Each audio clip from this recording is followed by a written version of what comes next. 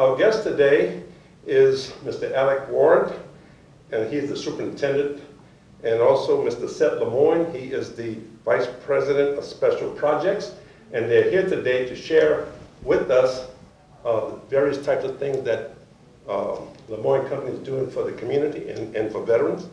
So let's begin this. Alec, my man, nice to have you on board. Absolutely, thanks for having us. And Seth, man. Greg, good seeing you. Good, Pop. Good seeing you. Thank you. Okay. Thank you. Well, look, who wants to go first? I mean, I'll go. Look, I guess let me start by expressing our gratitude, for certainly letting us, participate in this with you. I think, it goes without saying, but when I do say this, I speak on behalf of all veterans, certainly here in the state of Louisiana, but everywhere. You guys are doing some great work. I know we certainly appreciate it. I know the community probably certainly appreciates everything you guys are doing with your efforts and, to assist veterans in their job searches, their enterprising efforts in terms of starting businesses and so forth. So that's good. Alex? Absolutely, Greg. We appreciate you having us on. It's very obvious you guys are passionate about what you do for the service members and veterans. That's something that we try to support absolutely as much as possible here at Lemoyne as well. But no, you guys are doing an excellent job, and I'm glad to be a part of it. That's good. That's good. Well, Seth, tell me about the different types of things that Lemoyne Company is involved in. Maybe some social projects you got involved in, or? Well, yeah. So I guess I'll kind of start with just a kind of a brief history. The Lemoyne Company, headquartered out of Lafayette. We're traditionally a commercial building contractor. Mm-hmm. So we work throughout the state of Louisiana as well as the the southeast region. As far as we've done work, as far as the East Coast, as far as the West Coast, the west side of Texas. You're a national company. That's what you're telling me. No, and we're really not. 90% of our work, 99% of our work is right here in Louisiana. Mm-hmm. Okay. And so we're a building contractor. We through various contracting methods and efforts, we do a little bit of development work, but predominantly just building construction. Okay. Well, you are a general contractor. So, yeah, we are. The company was founded in 1975. We're just celebrating our 40th anniversary this year. We've grown obviously over that time period. We now currently have offices in New Orleans, in Baton Rouge, and here in Lafayette. Okay. That's with good. Remote job site offices, co-located with our corresponding projects throughout the state. Okay. And with you being the superintendent, Alex, you rammer out the thing, right? Well, you can call it that. It's certainly a team effort. As far as getting a project, from start to finish. So I just happen to be on the face of it out in the field. So these guys here in the office do an excellent job. Without them, obviously wouldn't need guys like myself. So. It's a team effort all the way from the start of the project and meeting with owners and the estimating side to the project management, and then obviously the guys out in the field. Okay. When you guys are bidding a contract, how much time do you allocate? How much time is taken up just trying to reach in the bid process from the beginning to the end? Normally it depends upon how big the project is, of course, but it could take a couple months. It does. Again, it depends on the delivery method of the project. But as most people commonly think, is a traditional delivery method, what we call a hard bid project. Generally, that process is as little as 3 weeks. Sometimes maybe 5 weeks. But more often than not, when the project is advertised. Okay. Generally speaking, there's a bid date somewhere between 3 and 5 weeks out. So and that goes for very small project, upwards of $100 million hospital project. You know, sometimes they take. Well, I guess because of your structure, I mean, it doesn't take long since you have the manpower to at least take certain aspects of the contract where you can kind of join. Like you do one section. We do. And then come together at the end to make a final summary of everything to see how. That's exactly right. It's divide and conquer, right? Yeah. No one person can do it all. We generally assign a lead estimator to a project, and that lead estimator assigns the various scopes of work to multiple estimators, and then so everybody kind of drives on, have weekly updates like anything else, and ultimately get to the goal. In reaching out to the veterans, I know you guys love veterans, all right, and you want to hire veterans. If I'm not mistaken, how many veterans do you have on board with you guys right now? What percentage or what?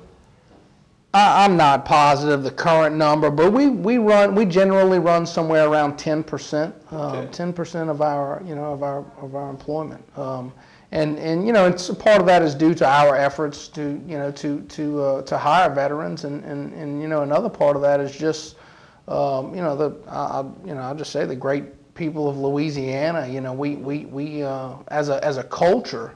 And as a population, we have a pretty high percentage of veterans within the state of Louisiana. Yeah, I know, because as far as my last count was somewhere like over 350,000 veterans that's in the state of Louisiana, and reaching them sometimes is not always possible. Yeah. But since we do travel around the state, we do as much outreach as possible. Right. I do know that when you guys are looking for someone to fill positions, okay, you're looking for basically job-ready guys. Maybe some areas you might want to have like a little apprenticeship program just to kind of bring them along. Yeah. But I know when I work for the state, working with veterans, I find that a lot of veterans are intimidated when they get in front of an employer because they don't know how to sell themselves. Sure. Okay. Sure. And a lot of times when you ask a veteran what did they do in the war, and take like the Army and they say, well, I was in infantry. Well, guess what? Image come up. Man with a gun, woman with a gun, killing people. Okay? Well, when you dig a little deeper, say, what did you do? What would you tell? Yeah, sure. Well, I was in warehouse. I was taking care of receiving and incoming equipment over $1 million, and oh, you're a warehouseman. Yeah. Now you qualify. Absolutely. Okay, but finding the right person to meet those jobs, sometimes it's a little difficult. But with you guys reaching out to the veterans, it makes it a little bit easier. And for us, we want to make that possible so you guys can hire veterans. And we want to make sure that you guys not get the cream of the crop, but we want to make sure that you guys get the veteran that is committed to at least learning something other than just picking up a hammer or whatever.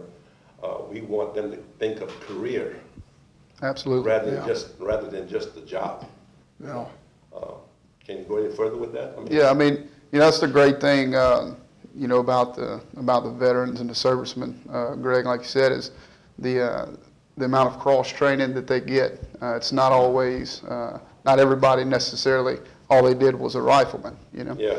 So the amount of cross training that they get, along with the drive and the want to actually get out there and learn a new trade, the core values that make up a lot of our veterans out there now, are a lot of the same core values that we have here at Lemoyne. So, just the physical and mental makeup of our veterans is what attracts us to that type of person. That's the kind of people that that we look for as far as getting on board with us. What would be the hiring process? Once you interview someone, how long will it take before you give an answer as to whether or not they are hired or not? Well, it depends just upon right. So I've sent some veterans to employers and said the next day they were working. Yeah. Because they needed. Right, and so we have I guess our hiring process is kind of really, I look at it as it's got two sides, right? We have one process for skilled workers and craftsmen, okay, which is decidedly different than our hiring process for managers and estimators and other salaried positions. Those individuals generally go through a sourcing process in which we were always doing, looking for good candidates. And then they'll go through a multi-interview phase, process, which, the duration of which, generally depends on the amount of candidates, the urgency of the hiring need. Okay. But on the craft worker side, in our skilled workers, that process is a little bit, it's more of a cataloging of applications, okay, in which we take those applications, they're funneled through our HR department. Our HR department then is constantly seeking our superintendents and our project teams out in the field, inquiring as to what their needs are for those projects. So if Project A is down in Galliano, Louisiana, Project B is here in Lafayette, as those applications are received and cataloged by HR, then weekly an email goes out to the individual project teams that says, hey, we have the following new candidates available in the system. Okay. And we try to identify what those trades are, obviously, so whether it's a carpenter or a concrete finisher or an equipment operator, okay, those are then passed on to the project teams, where Alex may say, hey, I need an operator, Well, I'll tell you what, this is in our first segment. This is going by pretty quick, okay? Yeah, sure, great. But we will be back in a minute or two for the rest of the information they want to share with us.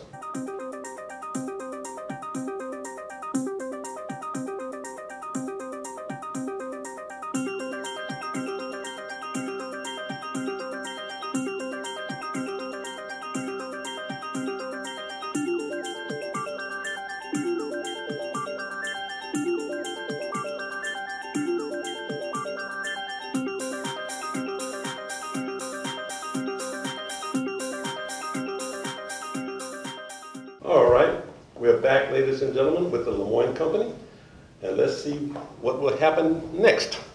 I know you guys wanted to talk about jobs and stuff like that, but what would be the first thing on your priority right now as far as what you want to let the community know? Well, I guess over the years we've always had or attempted to drive our veteran hiring initiative. One of the challenges we've had is finding a resource that has these individuals all in one database and one collective list, such that we can give that that entity what our needs are and what we're looking for. Yes.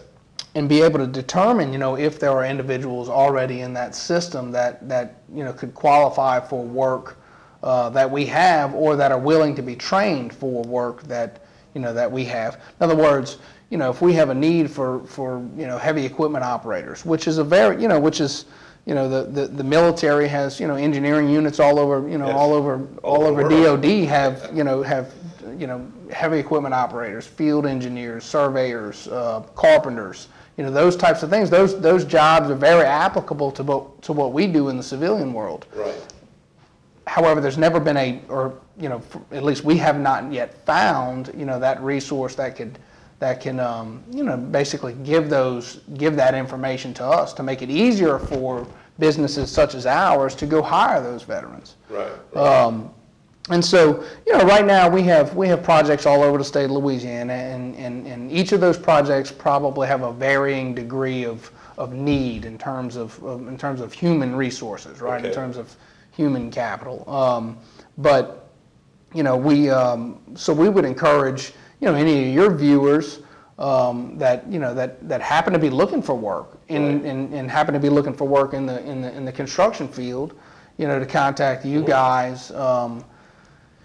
And in turn, we may be able to work through you guys to find those employees. And certainly, it's a win-win, in the way we look at it. We love to hire veterans, and we want to keep our military servicemen and women working and employed after their departure from the services. But it's also a win for us because we know what we get when we hire a veteran. We know, you know, the inherent skills that these men and women come with, regardless of whether they were a rifleman. You know, we know that they're taught other things besides shooting a rifle. Yes. You know, we Yes, understand that's that they have a group of core beliefs and values, you know, that are very similar to what we share here at Lemoyne. So. Yeah. And that kind of excites us. You know, nothing would make us happier than to have 25% of our workforce, you know. Well, we can make that a goal. Service members. So, yeah, sure. I We mean, make look, that you happen, know, you know, we because love it. there is about 100,000 plus veterans coming out of the military right Yeah. now, off of active duty, and they're running into a wall, Yeah, trying to reintegrate back into society. right. And a lot of times, I must say this, a lot of the guys coming back do have some form of PTSD, post-traumatic stress syndrome, but they are able to work if you just, Sure. because a lot of times I've talked with some employers that don't want to hire veterans because they are afraid that the veteran might just flip out. Look, we're not going postal here. We're just going to, Yeah. we want to work with the guy and help him. Right, As long as yeah. you can show him that he has value for you, you know, give him a chance to prove his worth. Right. And a lot of times, once we get that point across, you know, the party kind of softens up a little bit, and you know, is willing to work with us to help veterans in the way that we can. You did mention that you have several projects around the state. What type of We do. projects are you looking at? Maybe Alex can answer these. Yeah, we have several projects throughout the state right now, all the way from New Orleans, east side of New Orleans, to moving into Lake Charles. So there's a couple, you know, if the guys are out, any of your viewers are out right now, running the roads and happen to see a Lemoyne sign. We have several right now. Seth, what are the ones that we have listed? Well, we kind of grabbed a few. We've been working on UL, you know, the University of Louisiana at Lafayette. Its Okay. campus. We've been there for 5 years or so. Right now, we're currently doing the UL Athletics Complex. Okay. In Baton Rouge, we have the big IBM mixed-use facility downtown on the river. We're just breaking ground on the Patrick F. Taylor School of Engineering project at LSU, which is it's about a 2-year project, a sizable project. New Orleans, we're just breaking ground on the World War II Museum Parking Garage. Okay. Yeah, and we're also doing, also just now breaking ground on a maritime school for Delgado in New Orleans. Okay. Just to name a few, we've got some work down in Galliano at Bristow. You know, we're pretty spread out across the state. Yeah. You know. So really, all I can tell you is that you veterans out there who's looking for work, give me a call, okay, at my number, as you see on the screen, and we'll see what we can do to set you up with the Lemoyne Company. Yeah, absolutely. And not saying you can't contact them, but I would Sure. prefer you contact me first before contacting the Lemoyne Company. When a new employee comes on board, say like in one of the different projects, they're not quite, I guess, is there some type of like a little apprenticeship time to give them to kind of acclimate themselves into a certain type of job description that they're trying to fill? They have qualifications, they have commitment, Sure, right. discipline, and everything else, and they have some experience in doing that, but they don't have it all. But Right. are you willing to work with them in that case, just to bring them up to speed? Don't take a whole year now, but a couple of weeks at least. Yeah, absolutely. 1 or 2 weeks. Yeah, we have a whole craft workforce, all the way from equipment operators through carpenters, guys that do finish work, some small finish work, and we have a program set up that can bring those guys through. So even if they come in and have to start as a laborer, you know, just being around the construction itself, the guys that know the construction, and some of our seasoned construction guys can take them under their wing and bring them along. You know, the biggest thing that we're looking for is, like I'd mentioned earlier, is guys that want to, that have the drive to want to learn, and that's what we're looking for, because those guys, those are the ones that can be taught.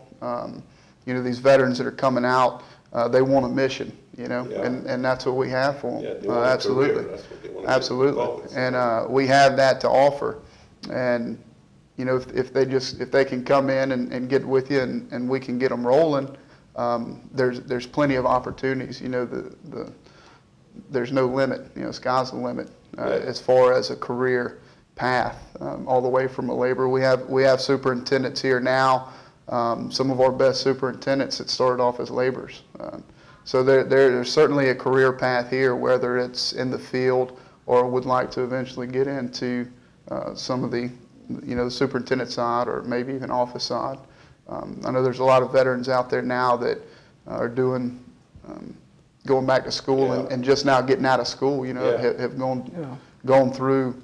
So they have not just what they had to offer coming from the military, but also the education side of it as well. So, you know, don't be scared to come out and give it a look. We certainly have plenty to offer. Well, what I usually tell veterans when I'm talking with them is that, what are you willing to do? I say, I'm going to put it this way. If you're an entrepreneur, what are you willing to do to make your business work? Mm-hmm. Okay? What are you willing to sacrifice? Well, the same thing applies for a career. You get with a company who's want to train you, help you to grow, and also help your family. I mean, this is, what are you willing to do to make that happen? Yeah. You want to be an A1 journeyman, right, to help your employer, and in return, he's going to be very appreciative. He's going to take care of you and your family. But when you think you got an idea that people need you rather than you need them, that attitude's not going to last very long. Wow. Okay, but I do know that working with you guys would be it would be a plus if the veterans would contact you guys, because you guys have a lot to offer, and I'm glad that we are a part of you guys to make that happen. Just a little note, I got to throw this in just for the sake of argument. I remember when Lemoyne was out of Cottonport. Sure. Nobody, that's a long time ago. Yeah. Okay. Long time ago. Yeah, long time ago. And actually I did one job had a subcontracting company, did one job with Lemoyne. Really? Yeah. And I met Tim, and we did our thing and so forth. But so you just never know what bridges you're going to cross. You know? Small world. Small world, you're right. You know, but again, to the veterans out there in the community, understand that the Lemoyne Company is here to help and work with veterans. And all we need for you to do, as far as the veterans are concerned, is to contact me. And let's see what we can do to get you and your family at a place in life where you can sit back and relax a little bit.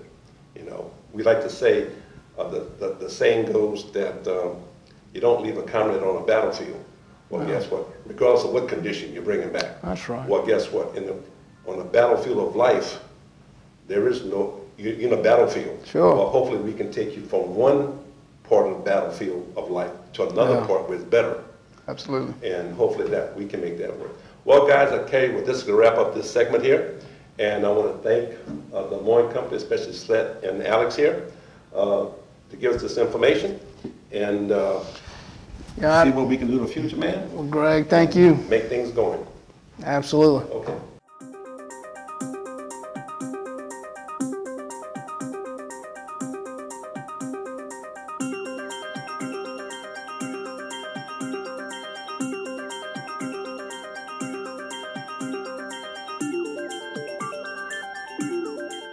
And I take this opportunity to thank the Louisiana Veteran Business Outreach Center and Acadiana Works and the AOC staff for allowing us the opportunity to present this program to you. So, thank you, and God bless.